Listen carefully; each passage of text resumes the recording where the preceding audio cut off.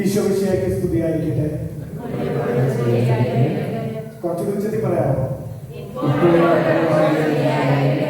Okay.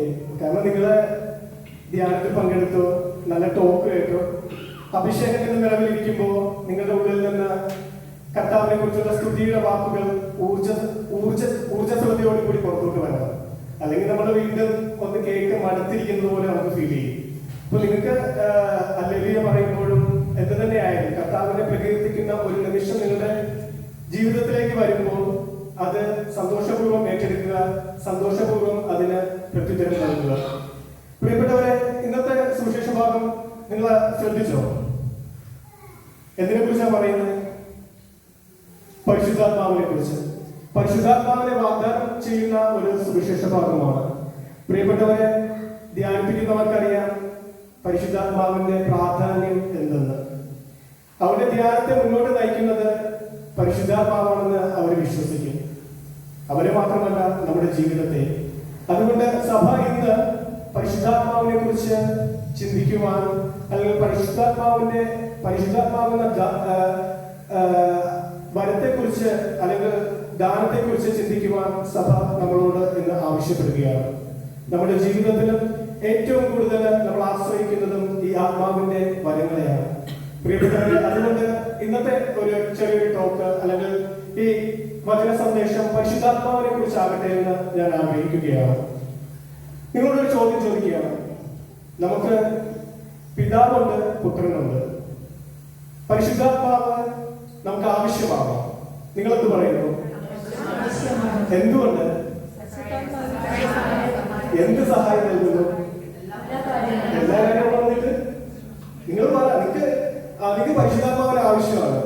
അപ്പൊ എന്തിനാണ് എനിക്ക് പരിശുദ്ധാത്മാവിന് ആവശ്യം?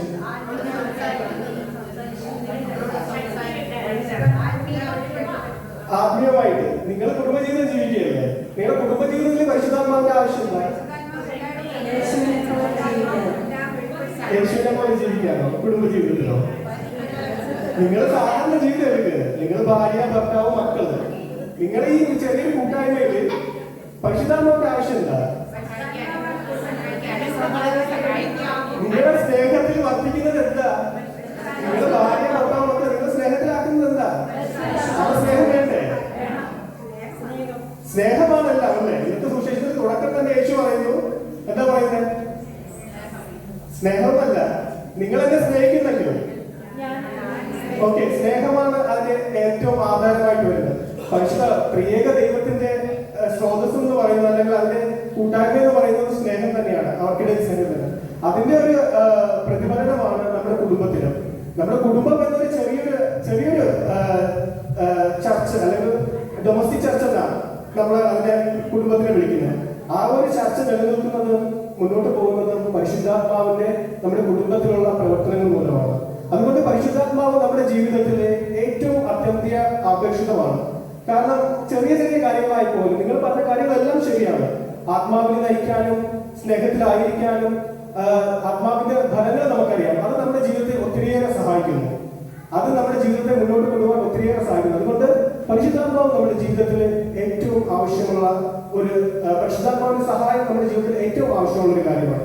അതുകൊണ്ട് എപ്പോഴും പരിശുദ്ധാത്മാവിനെ വിളിച്ച് അപേക്ഷിക്കുവാനും പ്രാർത്ഥിക്കും. നിങ്ങൾ ദൈവപിതാവിനെ വിളിച്ച് അപേക്ഷിച്ച് പ്രാർത്ഥിക്കാറുണ്ട്, ഈശോ തമ്പുരാനെ വിളിച്ച് അപേക്ഷിച്ച് പ്രാർത്ഥിക്കാറുണ്ട്. പലപ്പോഴും നമ്മൾ മറന്നു പോകുന്ന ത്രിയേക ദൈവത്തിലെ ഒരു വ്യക്തിയാണ് പരിശുദ്ധാത്മാവ്. നമ്മുടെ കുടുംബ ജീവിതത്തില് നമ്മൾ പ്രാർത്ഥിക്കുമ്പോൾ പരിശുദ്ധാത്മാവിനോട് പ്രാർത്ഥിക്കാറുണ്ടോ? അനുദിനം ചിലപ്പോൾ നമ്മൾ മറന്നു പോകാറുണ്ട്. അതുകൊണ്ട് പരിശുദ്ധാത്മാവിനോടുള്ള പ്രാർത്ഥന ഏറ്റവും ആവശ്യമാണ് നമ്മുടെ കുടുംബജീവിതം മുന്നോട്ട് കൊണ്ടുപോകുക. ഇനി ഇതുവരെ ഞാൻ പ്രസംഗത്തിലോട്ട് കയറിയിട്ടില്ല. നമുക്ക് ഇന്നത്തെ സുവിശേഷത്തിലോട്ട് നമ്മളൊന്ന് നോക്കാം. യേശു പറയുകയാണ്, നിങ്ങൾ എന്നെ സ്നേഹിക്കുകയാണെങ്കിൽ എന്താ ചെയ്യുക? എന്റെ കൽപ്പനകളെ പാലിക്കും. അത് കഴിഞ്ഞ് എന്താ യേശു അടുത്ത ലൈനിലോട്ട് യേശു എന്താ പറയുന്നത്?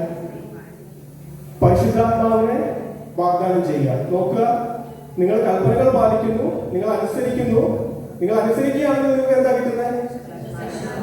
വാഗ്ദാനം ചെയ്യുക, ഒരു പ്രോമിസ് കൊടുക്കുക, പരിശുദ്ധാത്മാവ്. ഇത് നിങ്ങൾക്ക് ബൈബിളിൽ എവിടെയെങ്കിലും കാണാൻ പറ്റുമോ? യോഹന്നാന്റെ സുവിശേഷം നിങ്ങൾ പഴയ നിയമത്തിൽ ഈ ഒരു പാറ്റേൺ എവിടെയെങ്കിലും കാണാൻ പറ്റുമോ? ചേട്ടാ, നിയമാവർത്തന പുസ്തകം 6-ാം അധ്യായം 4-ാം വാക്യം വായിക്കാമോ? നിയമാവർത്തനം നിങ്ങൾക്ക് ബൈബിളിൽ നിങ്ങൾക്ക് എടുക്കാം. നിയമാവർത്തനം 6-ാം അധ്യായം. കേൾക്കുക, നമ്മുടെ ദൈവമായ കർത്താവ് ഒരേ ഒരു കർത്താവാണ്. ബാക്കി വായിച്ചു. നിങ്ങളുടെ ദൈവമായ കർത്താവിനെ പൂർണ്ണ ഹൃദയത്തോടും പൂർണ്ണാത്മാവോടും പൂർണ്ണ ശക്തിയോടും കൂടെ സ്നേഹിക്കണം. സ്നേഹിക്കുക. യേശു എന്താ പറയുന്നത്? നിങ്ങൾ എന്നെ സ്നേഹിക്കുകയാണെങ്കിൽ നിങ്ങൾ സ്നേഹിക്കണം. ഇവിടെ ദൈവം പഴയ നിയമത്തിലെ പറയുകയാണ്, നിങ്ങൾ എന്നെ സ്നേഹിക്കണം. എന്നിട്ടാണ് ദൈവം കൽപ്പനകൾ കൊടുക്കുന്നത്. ചേട്ടാ, നിയമാവർത്തനം 28:1 മുതൽ 2 വരെയുള്ള വാക്യങ്ങൾ വായിക്കാമോ?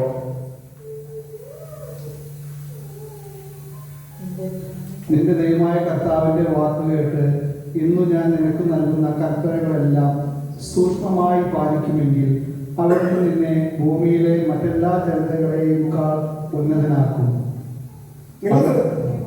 നിങ്ങൾ ശ്രദ്ധിച്ചോ? ദൈവം പറയുകയാണ്, പഴയ നിയമത്തിൽ ദൈവം നിയമാവർത്തന പുസ്തകത്തിൽ പറയുകയാണ്, നിങ്ങൾ എന്റെ കൽപ്പന പാലിക്കുകയാണെങ്കിൽ എന്താ വാഗ്ദാനം കൊടുക്കുന്നത്? സമൃദ്ധിയാണ് വാഗ്ദാനം കൊടുക്കുന്നത്, അല്ലേ? ഭൂമി കൊടുക്കുന്നു, സമൃദ്ധി കൊടുക്കുന്നു. ഇതൊക്കെ സൂചിപ്പിക്കുന്നത് എന്താണ്? ദൈവത്തിന്റെ സാന്നിധ്യം. നമുക്ക് സമൃദ്ധി ഉണ്ടെന്ന് വെച്ചാൽ, നമ്മൾ സന്തോഷത്തിലാണെന്ന് വെച്ചാൽ അതിന്റെ അർത്ഥം ദൈവത്തിന്റെ സാന്നിധ്യം നമ്മുടെ കുടുംബത്തിലുണ്ട്, നമ്മുടെ ജീവിതത്തിലുണ്ട്. അപ്പം ദൈവം പറയുകയാണ്, നിങ്ങൾ എന്നെ സ്നേഹിക്കുക.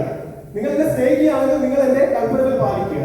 നിങ്ങൾ എന്റെ കൽപ്പന പാലിക്കുകയാണെങ്കിൽ നിങ്ങൾക്ക് സമൃദ്ധി ഉണ്ടാകും. സമൃദ്ധി എന്ന് വെച്ചാൽ ദൈവത്തിന്റെ സാന്നിധ്യം എപ്പോഴും നിങ്ങളുടെ കുടുംബത്തിലുണ്ടാവും.